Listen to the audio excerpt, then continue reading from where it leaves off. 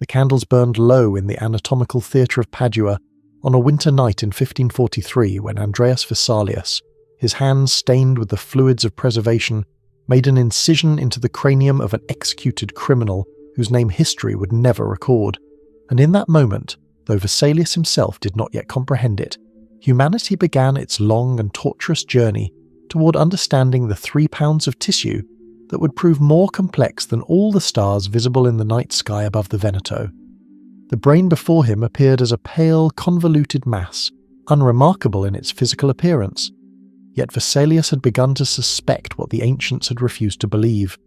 that this organ, not the heart as Aristotle had insisted, housed the essence of human thought, though he could not have imagined that within this gelatinous structure lay approximately 86 billion neurons, each capable of forming thousands of connections, creating a network of such staggering complexity that the number of possible neural configurations exceeded the number of atoms in the known universe. The criminal whose brain lay exposed had been a thief, hanged 3 days prior for stealing bread during a famine that had gripped northern Italy, and as Vesalius carefully peeled back the dura mater, the tough membrane protecting the brain's surface, he noticed something that troubled his Galenic training. The structure before him did not precisely match the descriptions handed down from antiquity, suggesting that Galen himself, forbidden by Roman law from dissecting human cadavers, had extrapolated human neuroanatomy from pigs and dogs, a deception that had persisted for nearly 14 centuries. The brain's surface, which Vesalius sketched by candlelight with a precision that would make his De Humani Corporis Fabrica, a masterwork of Renaissance publishing, revealed those distinctive folds and grooves, the gyri and sulci, which increased the brain's surface area to approximately 2,500 square centimeters, roughly the size of a small tablecloth, all compressed within the confines of the skull through an evolutionary origami of such elegant efficiency that it spoke to forces Vesalius's theology could not comfortably accommodate. In that same year, as Vesalius published his revolutionary text, a young boy was born in a village outside of Augsburg whose adult brain would one day contain memories of the 30 Years' War, though the mechanisms by which that brain would convert experience into lasting physical change, transforming the architecture of its synaptic connections through a process called long-term potentiation, would remain mysterious for another 400 years, when scientists would discover that memory formation involves the physical strengthening of connections between neurons through the increased production of receptor proteins, literally rebuilding the brain with each significant experience. The child, who would survive plague, famine, and mercenary violence, carried within his skull a hippocampus, that seahorse-shaped structure buried deep in the temporal lobe, which would prove essential for converting his daily experiences into long-term memories, though damage to this region would not prevent him from forming new procedural memories, the kind that govern learned skills, revealing that the brain segregates different types of memory into distinct anatomical regions, a discovery that would not be made until a neurosurgeon named William Beecher Scoville removed most of the hippocampus from a patient named Henry Molaison in 1953. The Protestant Reformation, raging across Europe as Vesalius conducted his dissections, had unleashed theological questions about the soul's relationship to the body, and while Martin Luther himself suffered from what modern neurologists would recognize as severe depression, likely involving dysregulation of monoamine neurotransmitters, including serotonin and norepinephrine, the reformer believed his melancholy to be evidence of demonic influence, rather than an electrochemical phenomenon occurring across the synaptic clefts of his brain's limbic system. Luther's writings during his darkest periods, composed in the Wartburg Castle where he translated the New Testament, bear the characteristic cognitive patterns of major depressive disorder,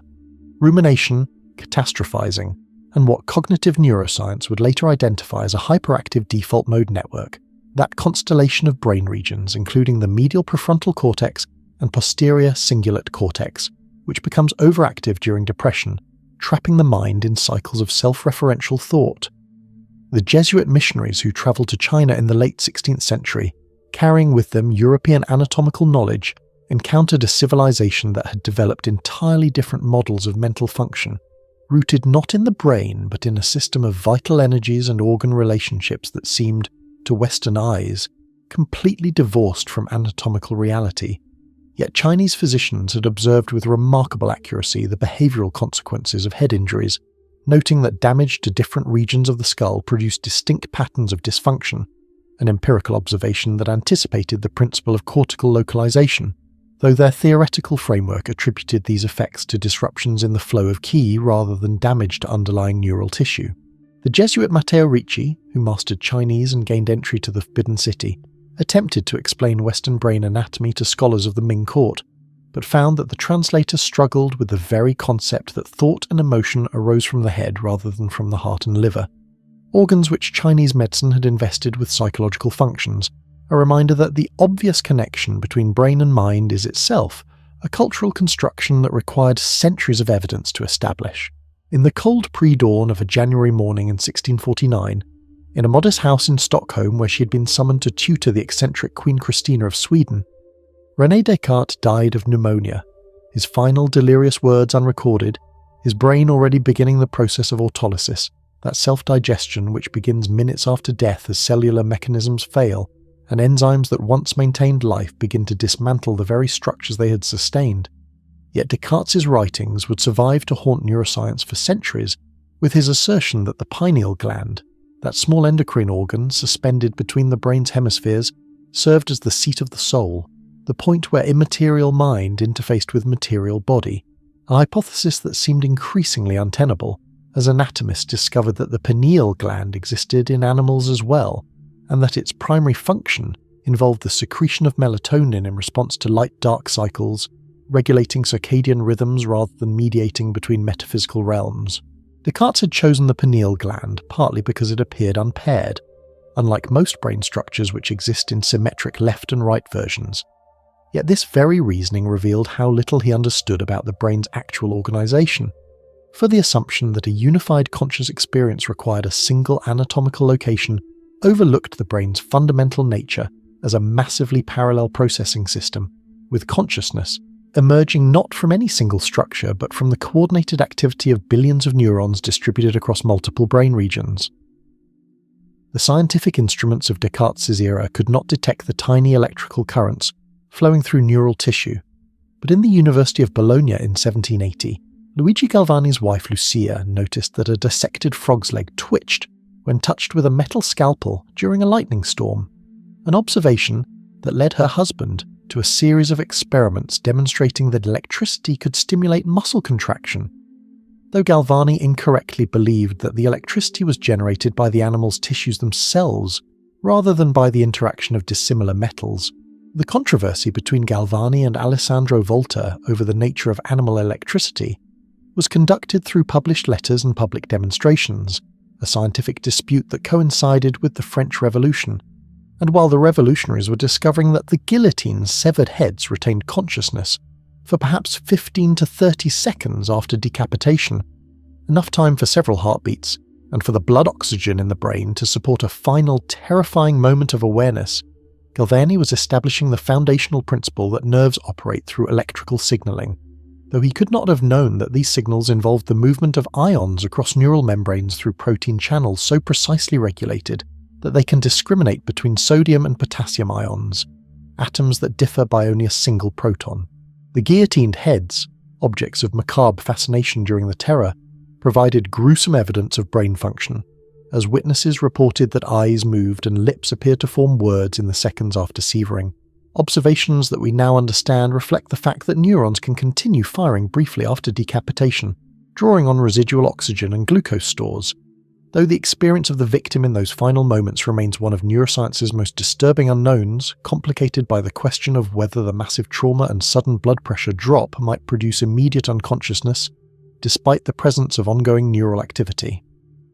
The physician Jean-Baptiste Vincent Laborde conducted experiments in 1884 on the heads of executed criminals, attempting to stimulate facial muscles with electricity at precisely measured intervals after death,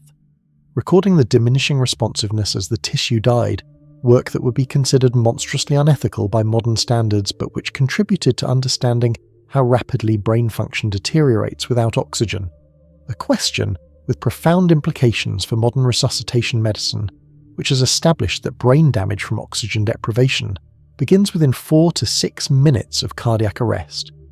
though hypothermia can extend this window considerably, as demonstrated by cases of people surviving more than an hour underwater in ice-cold water. Franz Joseph Goll, born in 1758 in the German village of Tiefenbronn, developed an obsessive interest in the relationship between skull shape and mental faculties,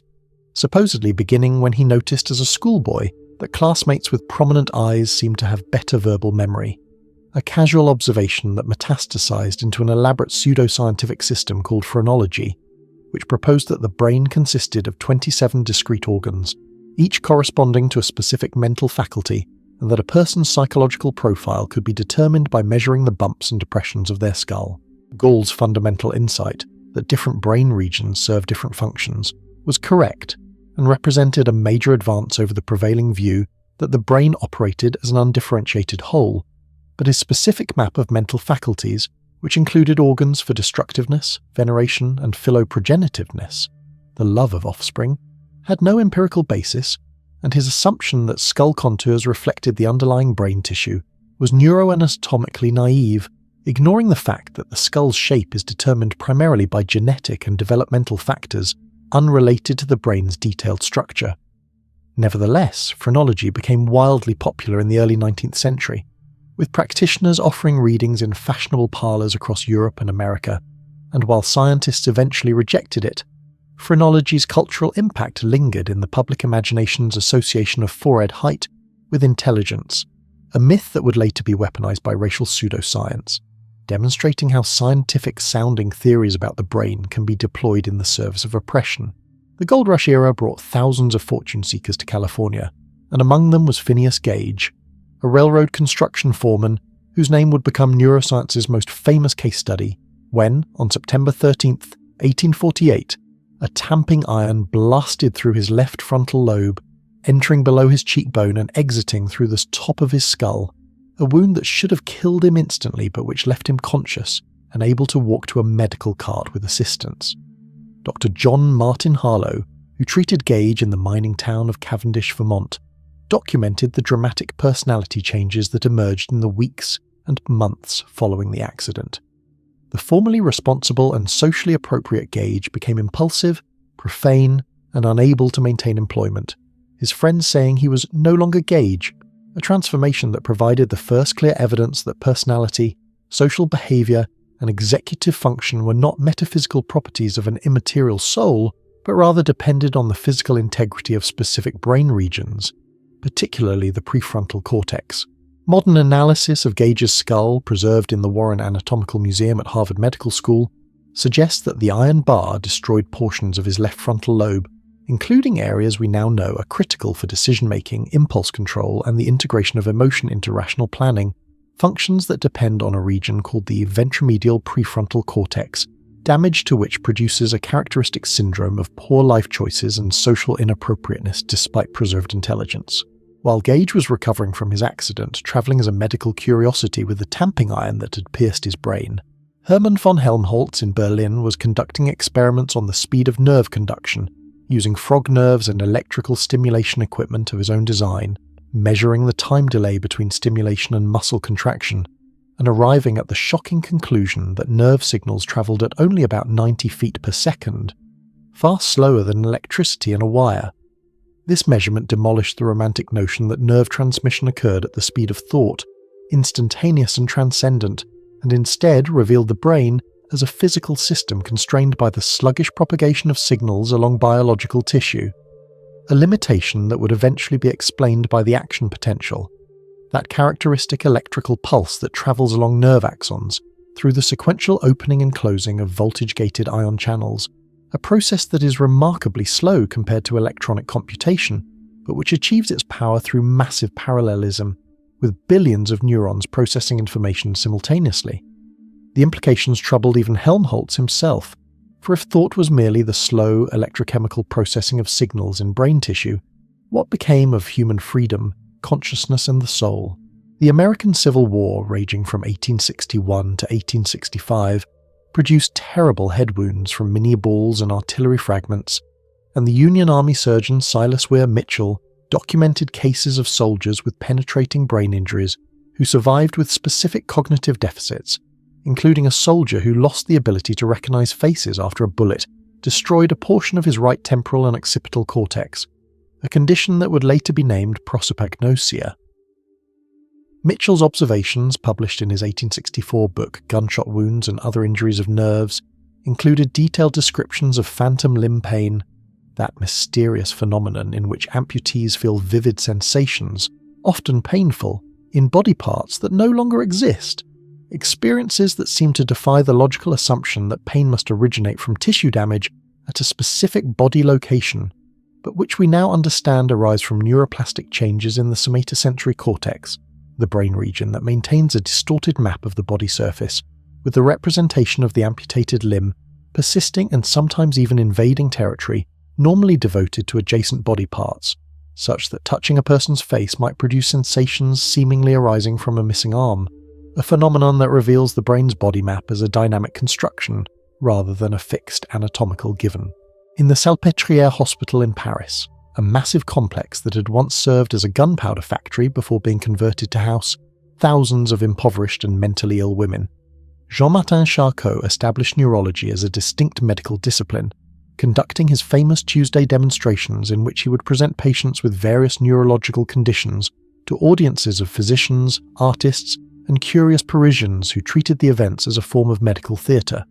Charcot's particular fascination with hysteria, a diagnosis applied almost exclusively to women and characterized by paralysis, convulsions, and sensory disturbances without clear organic cause, led him to use hypnosis as both a diagnostic and therapeutic tool. Though his theoretical framework, which attributed hysterical symptoms to dynamic lesions in the nervous system, failed to anticipate what modern neuroscience has revealed, that psychological trauma can indeed produce measurable changes in brain structure and function, including alterations in the volume of the hippocampus and amygdala,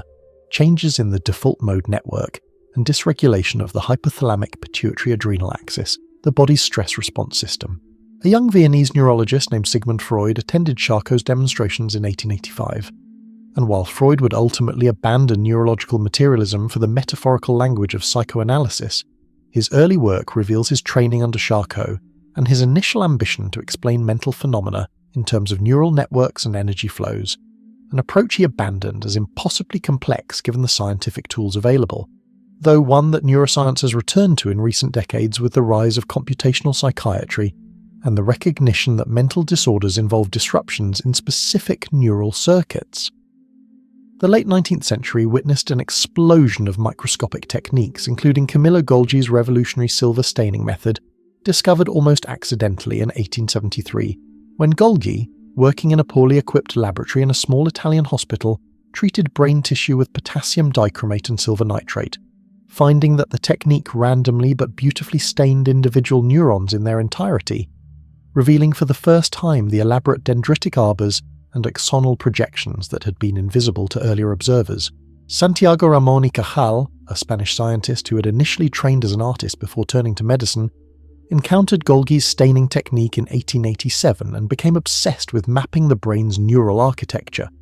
producing hundreds of exquisitely detailed drawings that remain scientifically accurate today, revealing neurons as discrete individual cells rather than as parts of a continuous network, a concept that became known as the neuron doctrine, the rivalry between Golgi, who maintained that the nervous system was a continuous syncytium, and Ramón y Cajal, who insisted on the individuality of neurons, culminated in both men receiving the Nobel Prize in 1906, where they delivered acceptance speeches that directly contradicted each other, a scientific dispute that would ultimately be resolved in Cajal's favour only when electron microscopy definitively revealed the synaptic cleft, that 20-nanometer gap between neurons across which chemical signals must diffuse, confirming that neurons are indeed separate entities that communicate through specialised junctions. Ramón y Cajal's observations of developing brain tissue led him to propose that neuronal connections were not fixed, but could be modified by experience, an idea he called neuronal plasticity, though it would take nearly a century before this concept was fully accepted, requiring evidence from experiments showing that rats raised in enriched environments, with toys, exercise wheels and social companions, developed heavier brains with more synaptic connections than rats raised in standard laboratory cages, a finding that demolished the prevailing assumption that adult brain structure was fixed and immutable. The implications rippled through neuroscience.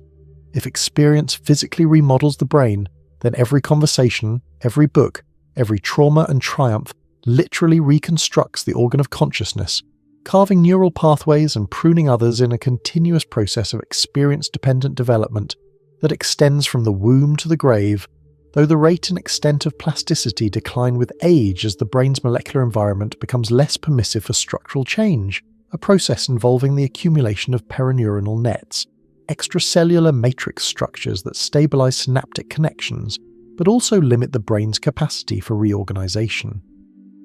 The First World War's industrial scale of violence produced traumatic brain injuries of unprecedented numbers,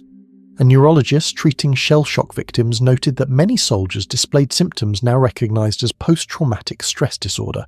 including nightmares, hypervigilance, exaggerated startle responses, and intrusive memories, symptoms that British military psychiatrists often attributed to moral weakness or cowardice,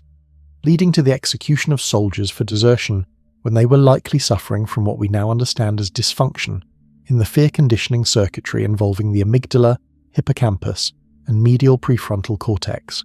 The trenches along the Western Front became an inadvertent laboratory for studying the effects of blast injuries on the brain, as the massive artillery barrages produced concussive forces that could damage neural tissue without penetrating the skull, causing what would later be recognized as traumatic brain injury through mechanisms involving the rapid acceleration and deceleration of the brain within the skull, shearing axons and triggering cascades of cellular dysfunction that could persist for months or years. A young ambulance driver named Ernest Hemingway sustained such an injury from an Austrian mortar round in Italy in 1918, and some biographers have speculated that his later struggles with depression, paranoia, and eventual suicide might have been partially attributable to chronic traumatic encephalopathy, the neurodegenerative condition caused by repeated head trauma, though this remains impossible to confirm without post-mortem brain examination. The interwar years brought the development of electroencephalography, pioneered by German psychiatrist Hans Berger,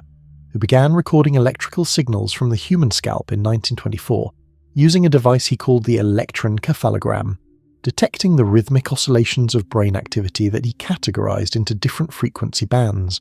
alpha waves around 10 cycles per second, prominent during relaxed wakefulness, beta waves at higher frequencies during active thought, and the slower theta and delta waves of drowsiness and sleep.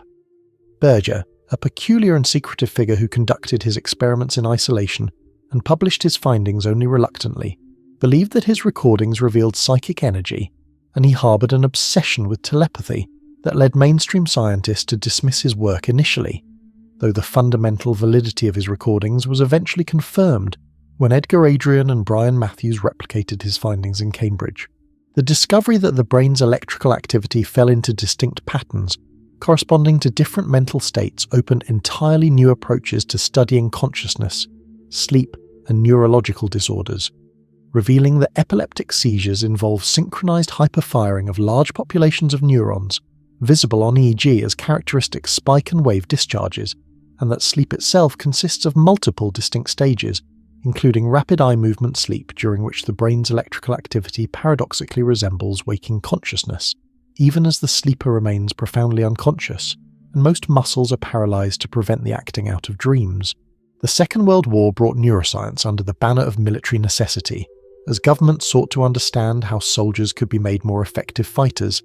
how psychological warfare might break enemy morale, and how brain injuries might be repaired, leading to research programs that range from the scientifically productive to the ethically catastrophic, including Josef Mengelé's horrific experiments on concentration camp prisoners, which produced no scientific knowledge of value, but revealed how easily medical ethics collapse under totalitarian ideology. Meanwhile, in Britain, researchers studying radar operators noticed that prolonged vigilance tasks led to performance degradation. Attention lapses that we now understand reflect the brain's fundamental limitation in sustaining attention over extended periods without rest,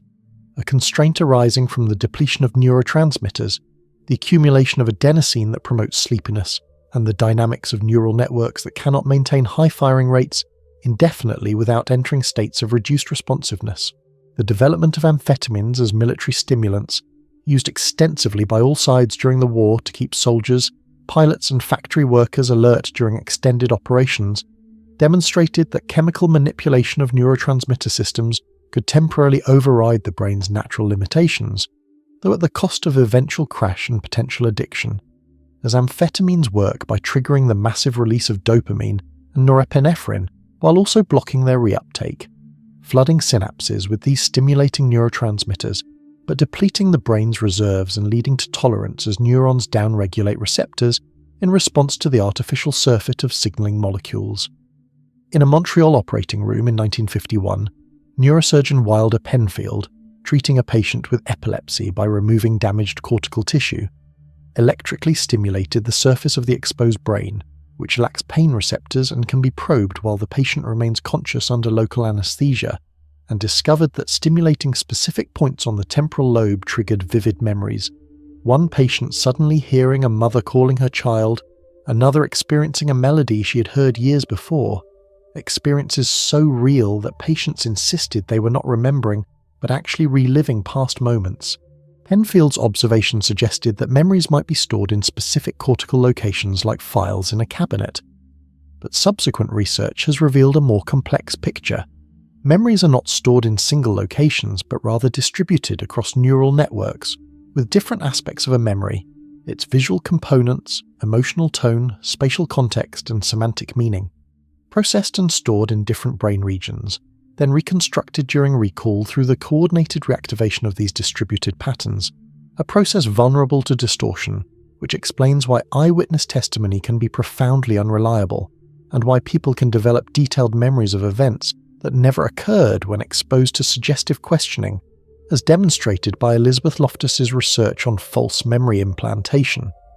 The 1950s brought the first effective psychiatric medications, discovered not through rational drug design but through serendipitous observations. Chlorpromazine, synthesized as an antihistamine, was found to reduce psychotic symptoms in schizophrenia patients. Iproniacid, developed to treat tuberculosis, improved mood in depressed patients. And lithium, a simple metallic element that the Australian psychiatrist John Cade discovered almost accidentally, proved remarkably effective for bipolar disorder.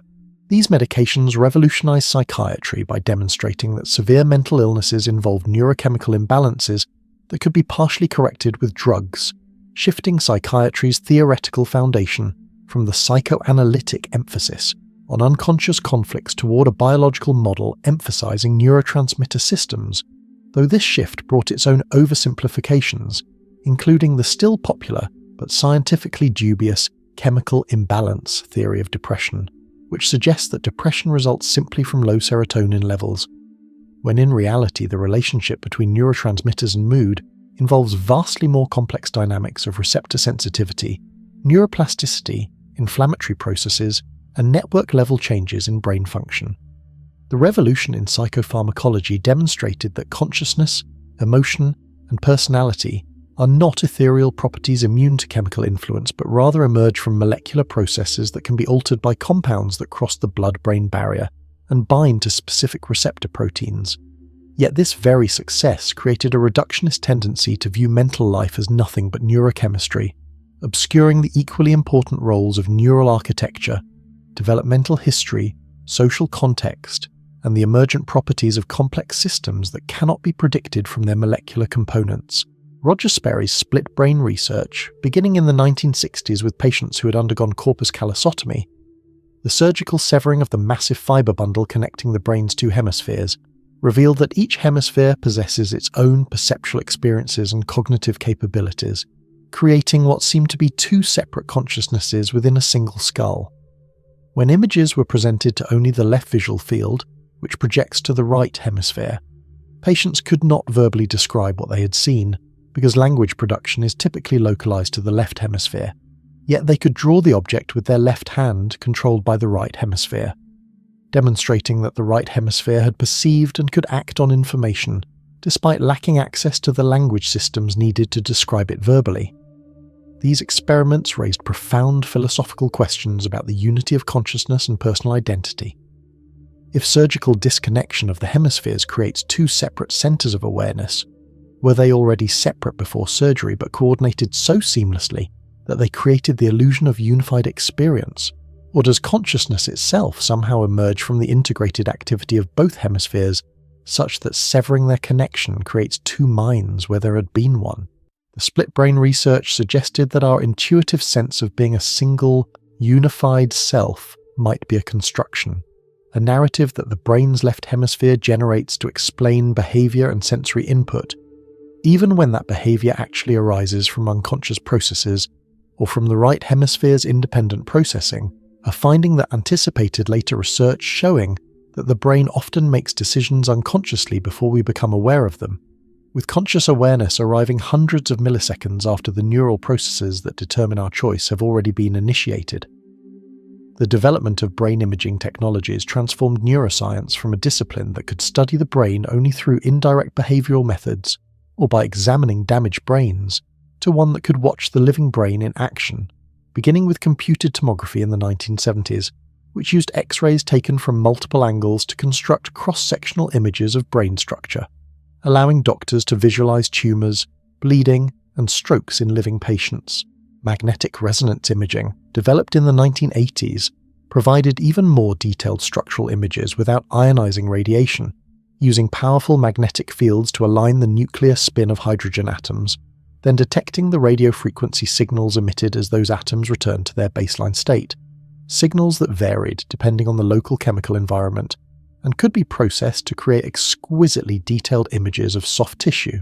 The introduction of functional MRI in the 1990s allowed researchers to track brain activity by detecting changes in blood oxygenation, based on the principle that active neurons consume more oxygen, and that the brain responds by increasing local blood flow, overshooting the actual oxygen demand, and creating a transient increase in oxygenated hemoglobin, which has different magnetic properties than deoxygenated hemoglobin, producing a detectable signal change.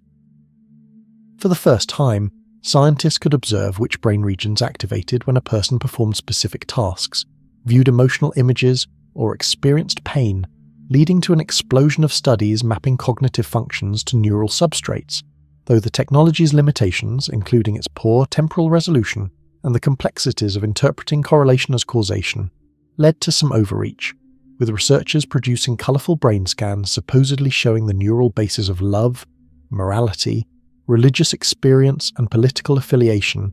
images that often oversimplified the brain's distributed processing and fed the public's appetite for neurobiological explanations of human behaviour. The Human Genome Project, completed in 2003, revealed approximately 20,000 protein-coding genes in human DNA, a surprisingly modest number that was barely more than the genetic complement of a roundworm, suggesting that human complexity arose not from sheer gene number, but from the sophisticated ways genes are regulated and combined. The brain expresses more of the genome than any other organ, with estimates suggesting that roughly 84% of human genes are expressed in the brain at some point during development or adulthood, and many genes are expressed in complex overlapping patterns across different neural populations, contributing to the brain's cellular diversity. The discovery that single nucleotide polymorphisms, individual letter changes in the genetic code, could influence neurotransmitter function, neuroplasticity, and disease risk led to the field of psychiatric genetics, which has identified hundreds of genetic variants associated with conditions like schizophrenia, autism, and bipolar disorder, though each individual variant typically contributes only a tiny increment to disease risk, and the hope that genetic testing would enable personalized psychiatric treatment has largely remained unrealized, revealing that mental disorders arise from the complex interplay of many genes with environmental factors rather than from single genetic defects. The brain's development from embryo to adult requires an intricate choreography of genetic programs. Neural progenitor cells divide and differentiate, neurons migrate to their designated locations guided by molecular signals, axons navigate across millimeters or even centimeters to find their synaptic targets using growth cones that respond to attractive and repulsive molecular cues, and synapses form, strengthen, or weaken based on patterns of neural activity, a process captured by the neuroscientist Donald Hebb's famous maxim, "Neurons that fire together wire together," more technically known as Hebbian plasticity. The discovery of neurogenesis in the adult human brain overturned decades of dogma, insisting that humans were born with all the neurons they would ever possess, and that neuronal death from aging, injury, or disease was irreversible. Evidence from studies using carbon-14 dating of neurons, possible because of the radioactive carbon isotope released by nuclear weapons testing in the 1950s that incorporated into the DNA of dividing cells,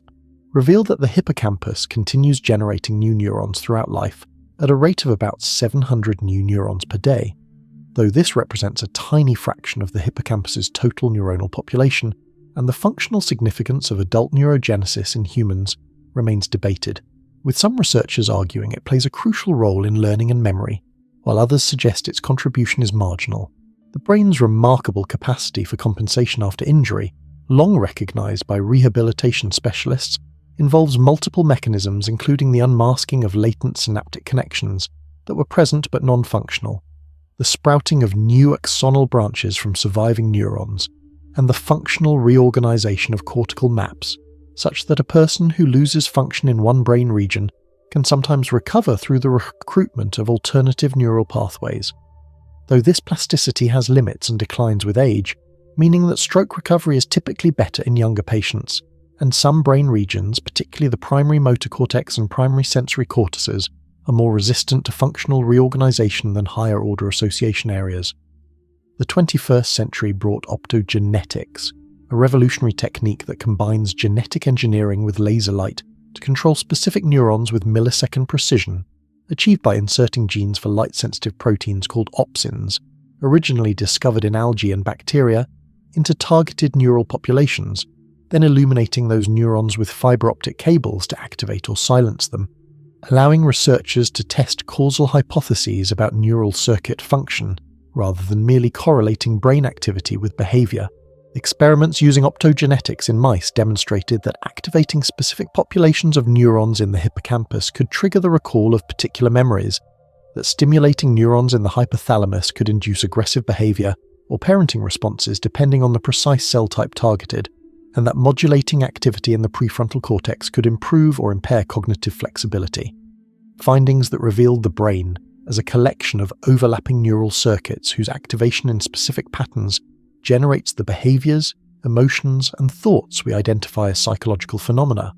The technique also enabled the creation of false memories in mice by artificially reactivating neural ensembles that had encoded one context while the animal was experiencing a different context, leading the mouse to behave as if it had experienced something that never occurred,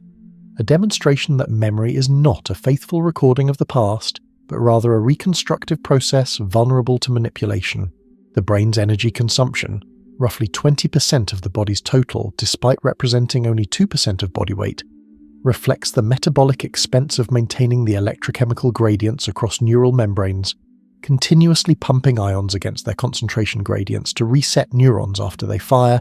and synthesizing and recycling neurotransmitters, processes that depend on a constant supply of glucose and oxygen delivered by a dense network of blood vessels, with every neuron situated within about 20 micrometers of a capillary. The brain's vulnerability to oxygen deprivation arises from its inability to store energy reserves and its dependence on oxidative metabolism, meaning the interruption of blood flow, as occurs during stroke or cardiac arrest, rapidly depletes ATP, the cellular energy currency, leading to ionic imbalances, glutamate excitotoxicity as neurons dump excessive amounts of this excitatory neurotransmitter, calcium overload that triggers destructive enzymatic cascades, and ultimately cell death through necrosis and apoptosis. The blood-brain barrier, formed by specialized endothelial cells that line brain capillaries and are connected by tight junctions that prevent most substances from diffusing between cells, protects the brain from pathogens and toxins circulating in the blood, but also poses a major obstacle for drug delivery, as most psychiatric medications must be small and lipophilic enough to cross this barrier,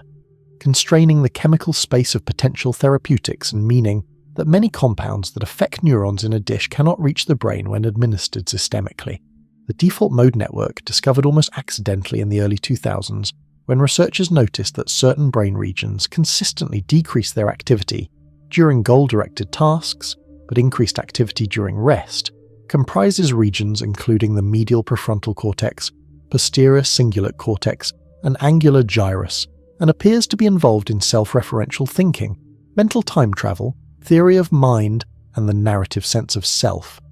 This network's activity is anti-correlated with task-positive networks, meaning that when we focus attention on external tasks, the default mode network quiets. But when our minds wander, it activates, generating spontaneous thoughts, memories, and imagined scenarios, a process that consumes considerable energy and may explain why meditation practices that quiet mental chatter can produce a sense of rest and restoration. Aberrant default mode network function has been implicated in numerous psychiatric and neurological conditions. In depression, the network becomes hyperactive and hyperconnected, possibly underlying the excessive rumination characteristic of the disorder.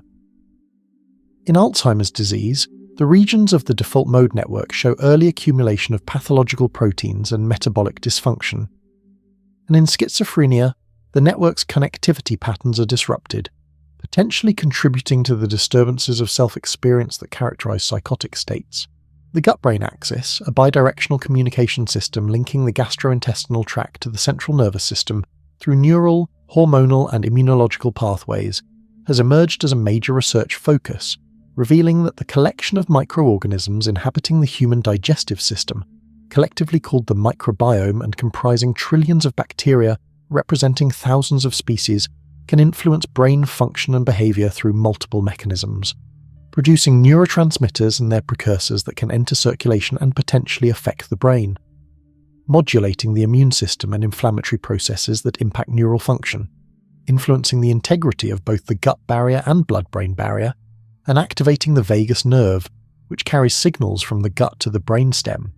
Studies in rodents have shown that altering the microbiome composition through antibiotics, probiotics, or fecal transplants can change anxiety-like behaviors, social behavior, and even cognitive function, while human studies have found correlations between microbiome composition and conditions including depression, autism, and Parkinson's disease, though the causal relationships remain largely unclear, and the initial enthusiasm about microbiome-based treatments for psychiatric conditions has given way to more cautious recognition of the complexity of these interactions. The discovery of neurotransmitter diversity exploded from the classical small molecules, acetylcholine, dopamine, serotonin, norepinephrine, GABA, glutamate, to include neuropeptides, gases like nitric oxide that diffuse freely across membranes rather than being packaged in synaptic vesicles, endocannabinoids that work retrograde signaling from the postsynaptic to presynaptic neuron, and the recognition that most neurons release multiple neurotransmitter types, sometimes even different transmitters from different axon terminals of the same neuron, creating a chemical complexity that defies simple models of neural communication. The synapse itself, once viewed as a simple one-way junction, where the presynaptic terminal releases neurotransmitter that binds to postsynaptic receptors, is now understood as a tripartite structure, including astrocytes, star-shaped glial cells whose processes enwrap synapses and actively modulate synaptic transmission by taking up neurotransmitters, releasing gliotransmitters that affect both pre- and postsynaptic neurons, and regulating the extracellular environment. Astrocytes, once dismissed as mere support cells, are now recognized as crucial players in neural function, with each astrocyte contacting thousands of synapses,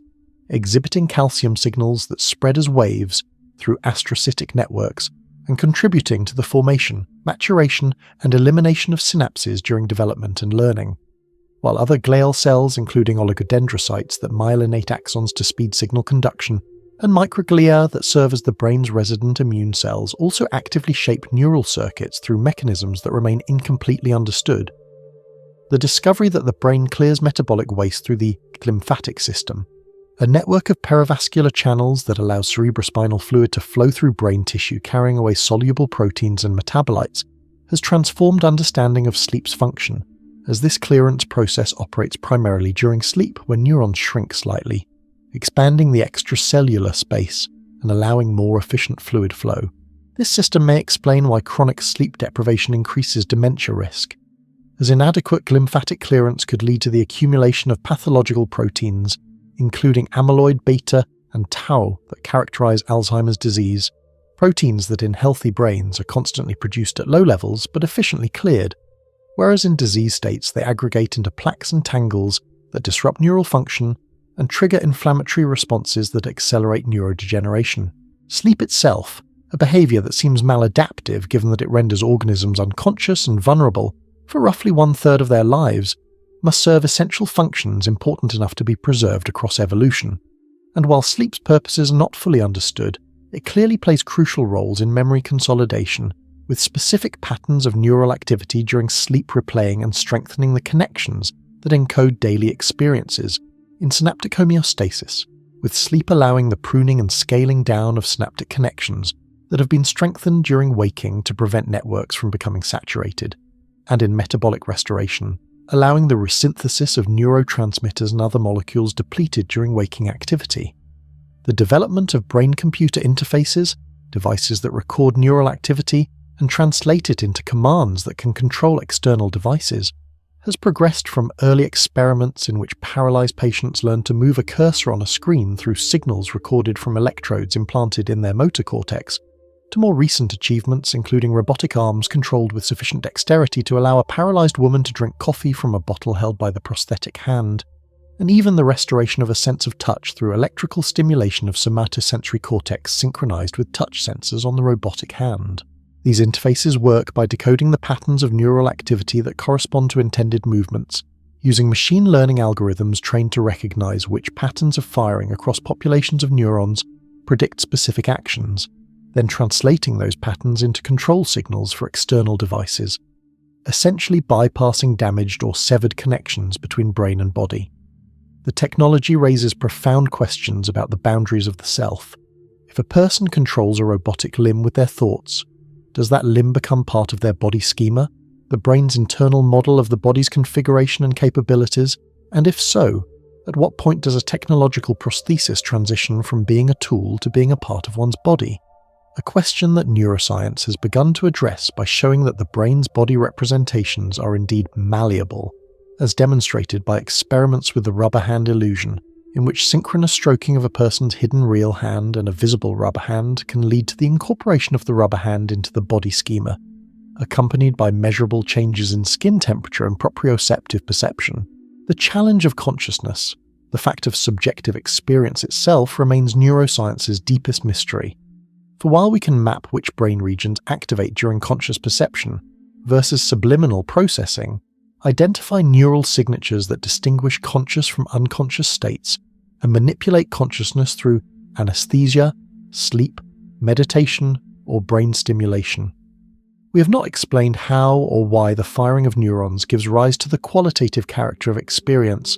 the redness of red, the painfulness of pain, what philosophers call qualia. Some neuroscientists, including Francis Crick and Christoph Koch, propose that consciousness arises from specific neural mechanisms such as synchronized gamma-frequency oscillations binding together information processed in different brain regions, while others, like Giulio Tononi, have developed mathematical theories proposing that consciousness corresponds to integrated information with the level of consciousness in a system proportional to the amount of information generated by the system as a whole beyond what is generated by its parts. These theories remain controversial and difficult to test, partly because we lack any objective measure of consciousness beyond behavioral reports, which are unavailable from animals, infants and patients with disorders of consciousness, forcing researchers to infer conscious states from neural activity patterns while acknowledging the philosophical possibility that such patterns might correlate with consciousness without constituting it. The hard problem of consciousness, as philosopher David Chalmers termed it, asks why there is something it is like to be a conscious creature rather than all information processing occurring in the dark,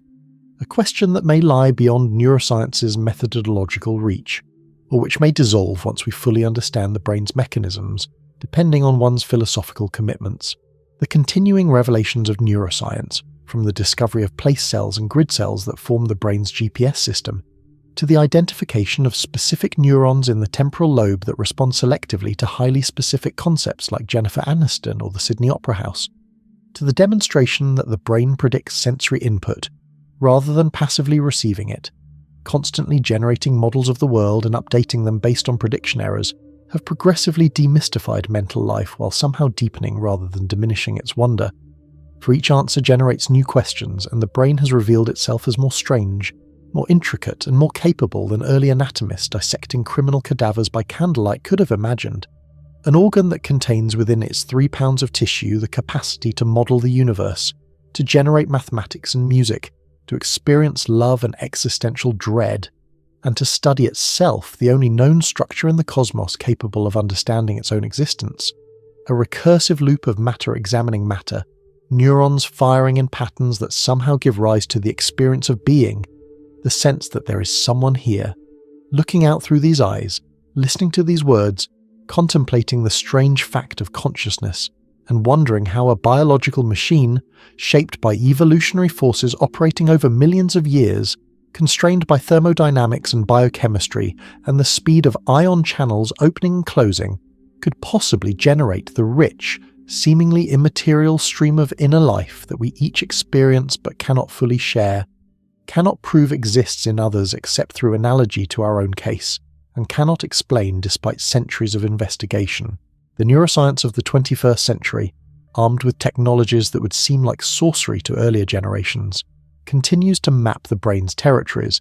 identifying new cell types through single-cell RNA sequencing that reveals hundreds of distinct neuronal subtypes based on their genetic expression profiles, tracing the connectome with electron microscopy and viral traces that map every synaptic connection in small animals and specific circuits in larger brains, and manipulating neural activity with ever greater precision through techniques like focused ultrasound stimulation and molecular tools that respond to magnetic fields or infrared light. Each new finding adds detail to our understanding of how specific neural mechanisms support specific mental functions, from the role of theta oscillations in coordinating the encoding of sequential information in episodic memory, to the function of the colostrum, a mysterious thin sheet of neurons beneath the cortex that receives input from and sends output to nearly every cortical region, and may play a role in coordinating conscious experience, to the mechanisms by which psychedelic drugs like psilocybin and LSD increase brain network flexibility by stimulating serotonin 2A receptors, temporarily disrupting the brain's normal hierarchical organization and allowing unusual patterns of communication between regions that don't typically interact, changes that may explain both the perceptual distortions and the reportedly therapeutic effects of these substances for conditions like depression and addiction, effects that have led to a renaissance of research into psychedelic-assisted psychotherapy after decades in which such research was effectively prohibited. The ancient question of how body and mind relate, which troubled Descartes as he sat in his cold room in Stockholm 3 centuries before neuroscience existed as a formal discipline, has been answered in one sense and deepened in another. For we now know with certainty that mental life depends absolutely on the physical brain, that damage to neural tissue damages mind, that chemicals that bind to receptors alter consciousness, that genes and early experience sculpt personality and cognitive capacity. Yet the explanation of how electrical and chemical signaling in neural tissue becomes transformed into subjective experience remains elusive, leaving open the possibility that some fundamental conceptual innovation, some shift in how we think about information, causation, or the nature of physical systems will be required before consciousness yields its secrets. Or perhaps that consciousness will be explained by neuroscience, but only in the way that life was explained by biology, through the gradual accumulation of mechanisms and the dissolution of the question, rather than a single dramatic revelation, as we come to accept that what we call mind is what brains do, just as what we call life is what organisms do, and that the apparent mystery arises from categorical confusion, from expecting subjective experience to be something other than or in addition to the physical processes that constitute it, when in fact there is nothing more to explain once we have fully described how the brain works, though whether that day will arrive in decades, centuries, or ever remains unknown, and the brain continues its work moment by moment, firing action potentials, releasing neurotransmitters, adjusting synaptic weights, maintaining the delicate electrochemical gradients that separate life from death. Thought from silence, you from the void, all of it so fragile and yet remarkably robust, this 3-pound universe that contains all you know and are, built from the same atoms as rocks and rivers, but arranged in a pattern of such improbable complexity that it wakes up, looks around and asks why.